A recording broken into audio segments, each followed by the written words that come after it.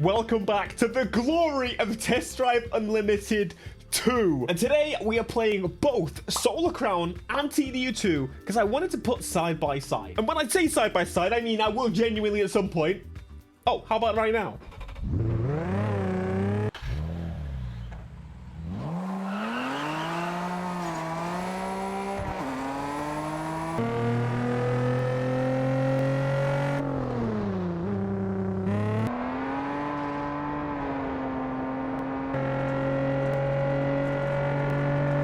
So, pretty clearly, between the two games, the new Solar Crown looks quite significantly better. The car sounds, I think it's done an incredible job. The way the game moves and the handling, ultimately, from go, as the demo is, looks better. It's an improvement over it previously. It is worth noting I'm using an upgraded version of the 370Z in the new game, but by comparison, they're both great. It's an improvement. Who would have thunk it?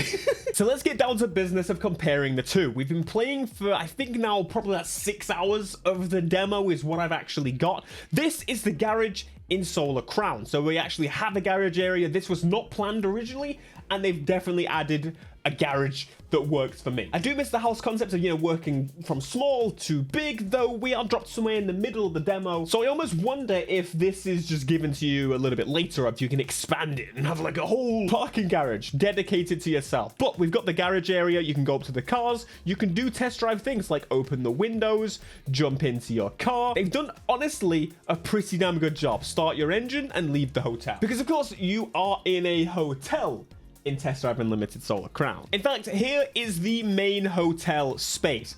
Now, this one was an interesting idea, and I think, I know I understand why. So instead of having homes in Test Drive Unlimited Solar Crown, you get this hotel, and you basically start and have to go through this lobby area. Now, this could be a point of friction long term, but I get the concept. You want people to interact. That's one of the most and the best elements about Test Drive Unlimited. So you push people through the lobby to introduce people, bump into people, see some cars that are placed around based on, well, what people have done. I think one thing I don't agree with is the shop for clothes is here instead of a dedicated actual shop. And the beauty salon, once again, is not a dedicated shop. This is something I've kind of had an issue with within games in general, as kind of consolidating everything into one. Would there be less of a purpose of this area? I guess so. But there's already a defined purpose. It's your meeting ground where you can meet people and see their cool cars. The beauty salon, it should be a separate place that I have to drive to.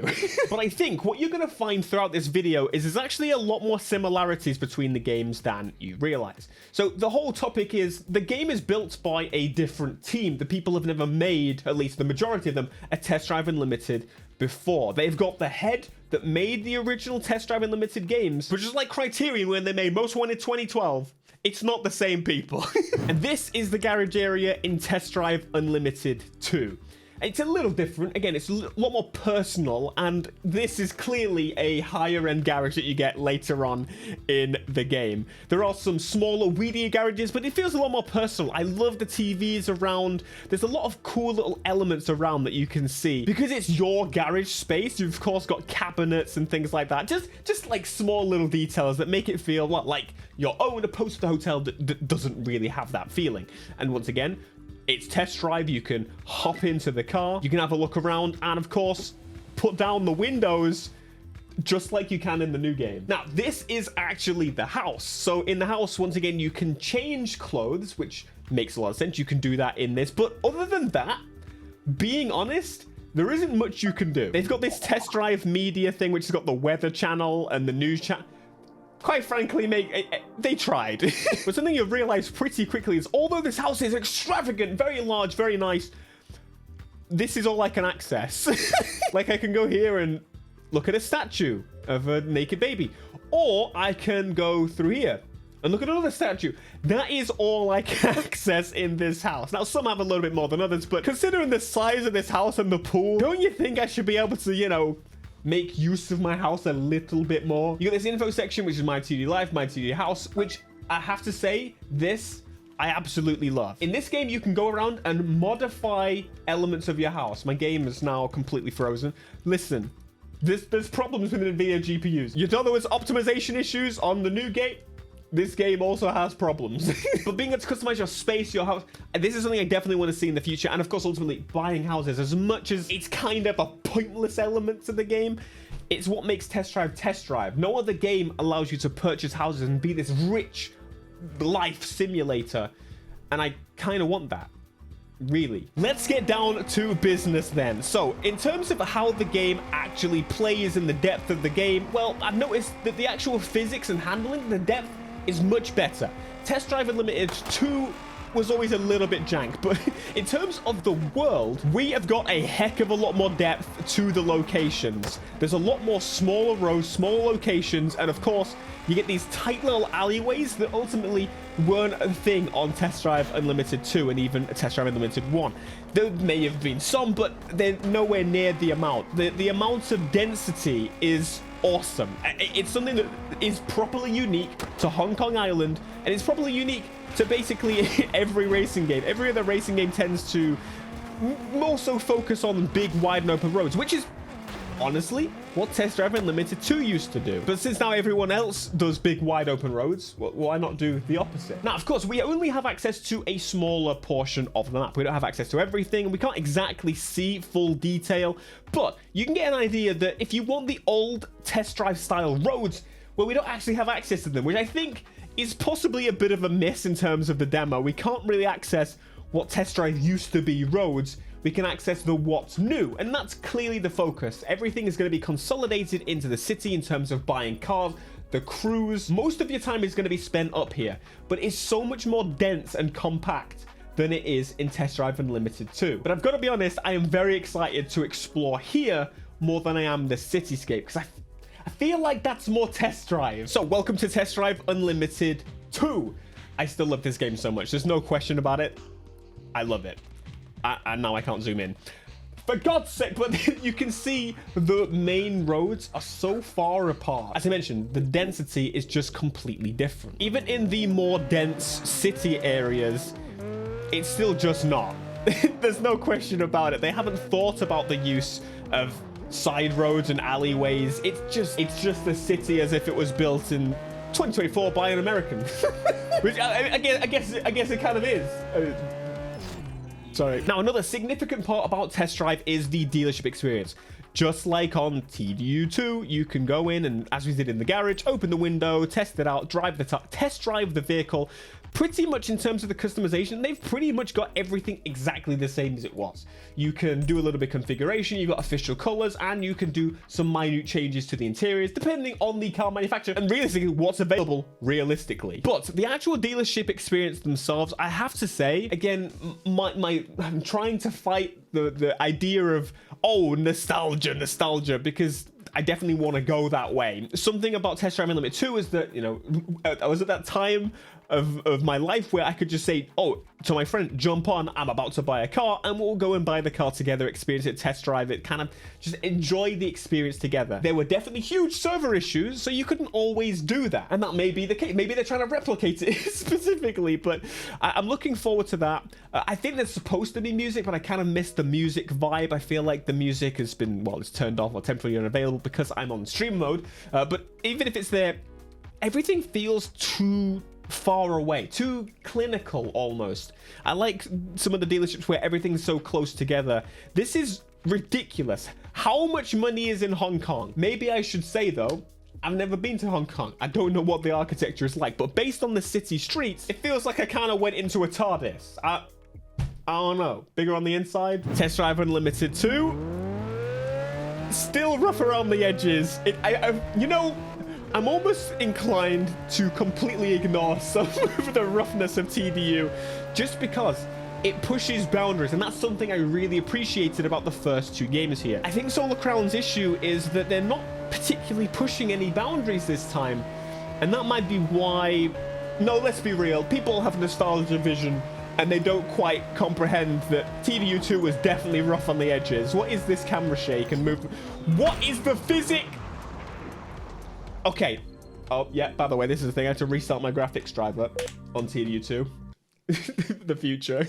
So this is a dealership in Test Drive Unlimited 2. You get a little introduction of the location, and honestly, it's compact. It's small. It's kind of what I was wanting in terms of the dealership experience. But I'm not going to sit here and say I'm hugely disappointed, because I'm not. The fact that we've got the ability to go to different dealerships, just like we did in this game, is beautiful. It's kind of what I wanted. It's something I wanted for hell from every bloody racing game that exists, but they've actually done it. Look, one of my dream cars that I'll probably never be able to afford, the SLS. These are worth ridiculous money now, but in test drive, it don't matter. I can get in the car, give it a little play. I got toot the horn, put the windows down. A big black border on the windows there. Oh, and another thing I really love doing that I would actually like to see come back, the compare. If you press compare, because of course, if the new game is really trying to focus on that competitiveness, if you do that, you can compare the stats of two cars and the price and things like that. So you can get an idea of what costs what. This is a really nice feature if they're definitely going to competitive and really trying to push the competitiveness. But then, big meaty V8. And we get to, it sounds awful. The camera's still funky, but this is funkier. I in fact remember many people saying the TDU2 handling compared to the TDU1 handling was just worse. It is, I'm gonna be honest, it's dog water. But it was something I could look past because of the amount of stuff that this game had to offer us. Can I get into a police chase in a test drive? It's not even my car. Dog water. This is quite unfortunate because I can't access the club system, but the club system genuinely was one of my favorite things in this game. They had clubhouses that you could go to. You would take part in online events with your club, but it was difficult because it didn't really work. I'm going to be honest. Every time you tried to get into a club v club event, no other clubs were in the game. It didn't really work in the way intended. And I think that's why, learning from this, they took this system and decided we're going to change it a little bit and make it 2 clubs that you can join. I think it's why the crew also took the multiple club system where most people just stayed in the first club they joined. It's absolutely something that really works. You get special rewards for unlocking cars together, but they really needed to take it back to the drawing board and modify how it worked. And I think they've probably chosen the best possible path. In fact, when you first jump into Test Drive Unlimited Solar Crown, you can see your street reputation, your overall reputation, the clan battle that's going to, well, it's actually happening right now. Oh, that Lamborghini in there looks sick. Now, I'm actually not part of this club, but here we are, just infiltrating the location. These clubs, of course, are where we're going to actually have some genuine story events, missions. Because look at this guy. Look at this baboon. Oh no, you're not gonna let me please let me outside. Come on, brother. Help a brother out. I'm trying to show them that you can go on the balcony and I'll just stare at you from the window. Hope you're enjoying yourself. You're not even listening to what this man's got to say. Wow, what an incredible car that you're looking at. Holy, that is beautiful. Anyway, this location I love. I kind of like it more than the streets location. Maybe I'll join the shops. I don't know. It was only the demo. This location really is more simplistic. I feel like having your own personal clubhouse was really nice. But again, as I explained, I get why. I think this is an improvement nonetheless in terms of gameplay, which realistically is the most important element of a game.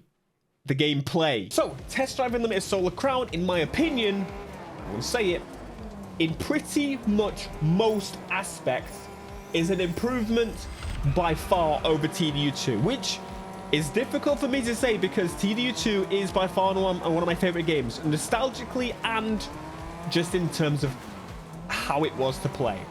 Are there still things that need improving? Yes, the handling can be a little bit weird. The weight of the cars, for example, the steering rotation on the steering wheel is a little bit weird. Like, I'm not sure why someone would develop a steering wheel animation like this. It's honestly awful. And one of the things that bothers a lot of people, when you're manually shifting your car, you're shifting an automatic. This man should just not. Like, what?